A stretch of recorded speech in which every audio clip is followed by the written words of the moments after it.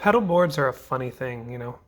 On one hand, I really enjoy when I've found a device um, that just does something that connects me more to my instrument, right?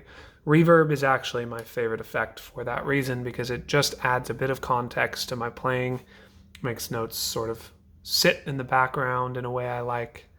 Same with trem, right? Delay I've never connected with as much because you're sort of a slave to the repeat time. But on the other hand, I really don't enjoy pedal culture. I really don't enjoy this. It's like a commodity fetishization, and people feel like they have to get rid of version 1 because there's a version 2, or that there's some huge difference between everything. And I'm not knocking people for having their hobbies, and I think that honestly it's probably a very small amount of players who it becomes a problem for. But because it became a problem for me, I now have a little bit more enmity towards it that I've been trying to work my way out of. Even though I really love pedals, I am constantly making sure to never be using more than I need. And I've been trying to find a board that works for me as a lead singer, which I found is very different than the board that works for me as a guitar player. As a guitar player for another band, I can have anywhere from 6 to 8 pedals on this board and not feel overwhelmed. But I've realized that when I'm trying to lead a band, I need something that's just quick. And this board has gone through a lot of different phases. Usually there's also a Line 6 Echo Park on here. There's a Hudson Broadcast. There's Shallow Water, right? One of these. May as well show you because we do all like these boxes. Let's admit it, they're cool as shit. And I've had various fuzzes on there, and from time to time,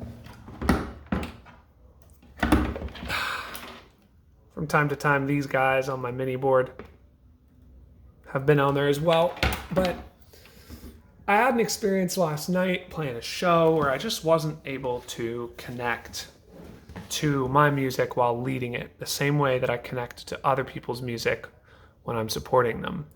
And I think that most of that is headspace and practice, but I do think some of that, to be honest, is equipment related. It's very rare that something is monocausal for me. It's normally a matter of trimming down everything at the edges until it feels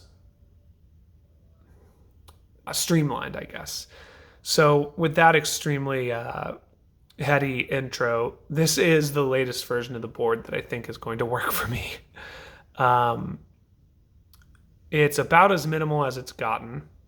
And the idea is eventually to have a DL4 off the board. And of course, there's always a tuner pedal off the board too, because tuner's the only essential pedal, really. That Line 6 pedal off the board will allow me to do a few things. I like to use the auto swell mode so that instead of using my volume knob or this volume pedal for swells, I can just click a button and play freely. And it'll probably have a long delay setting on there and then maybe something trippy like a reverse delay. So it'll be my trippy box. But this I really like, and I will tell you why.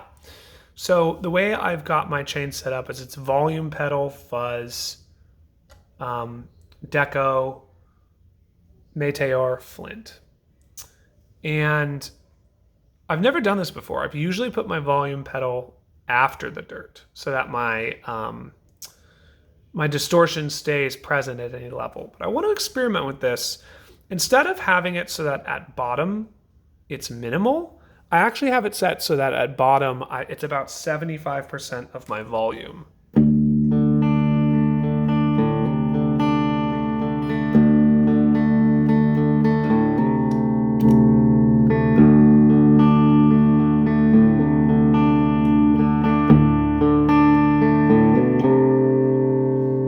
Which makes this more of a boost than a dirt. But then when I bring this up,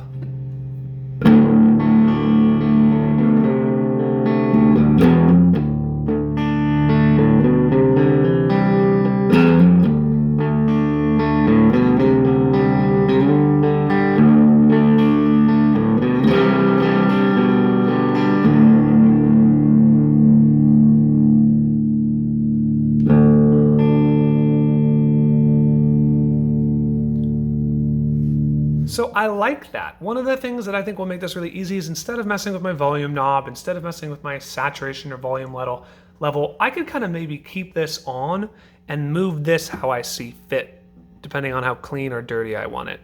Or I could use this to kind of deal with my, like a boost, and then, you know, set this a little louder. You know, it still works with the fuzz.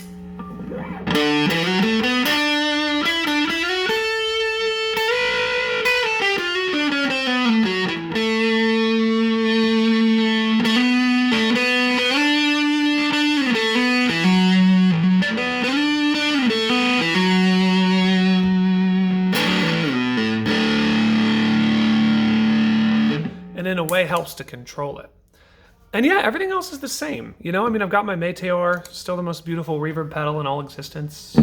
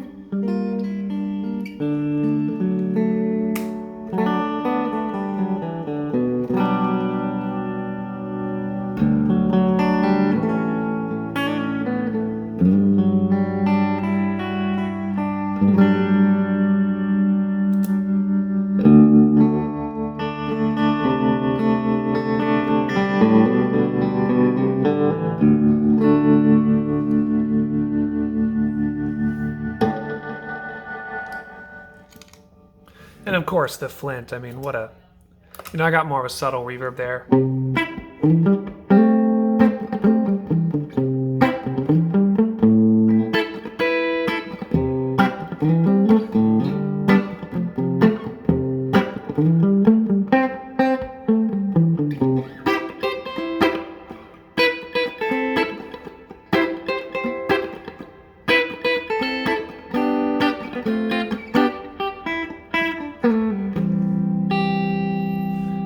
And then of course the favorite switch, that sends it into space. This is the 80s digital reverb.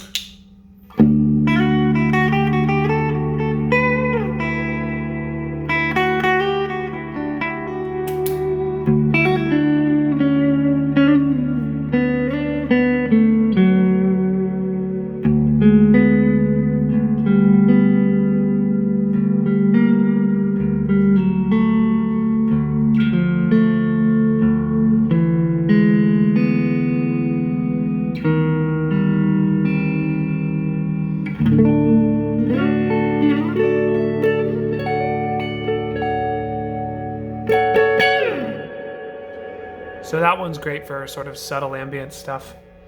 And then down here, just a slapback.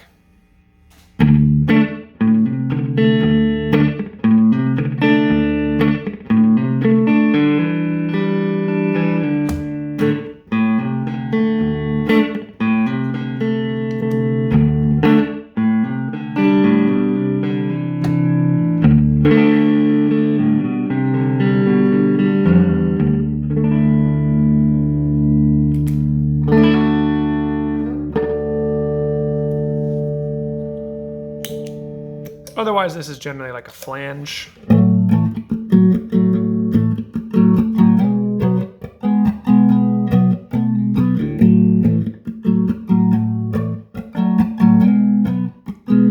Or I'll use it for experimental sounds.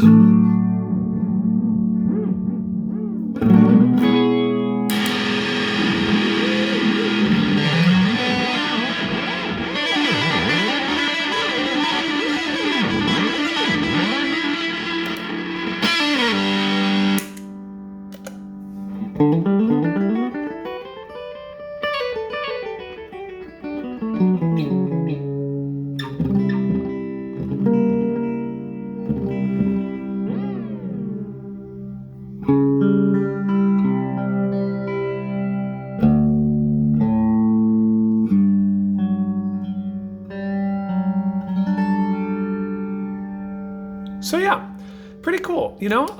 The only thing I'm really worried about is there tone loss with this? I'm not a zealot about tone loss. It's pretty much just, I want to make sure high end is retained in a way that I can feel it. I guess what I mean is maybe tone loss happens, but if I can't feel it, I don't care. And it's going to just be one of those things where when I gig this board and I'm playing it like, you know, performance volume, I'll be able to tell very quickly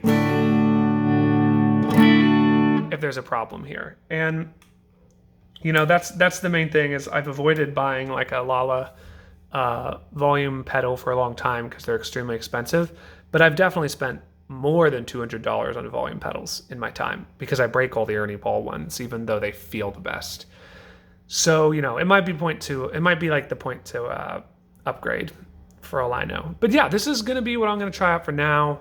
It's very simple. There's really nothing super fancy, but I think just focusing more on tone and less on effects will be the move for me going forward as a leader of a band.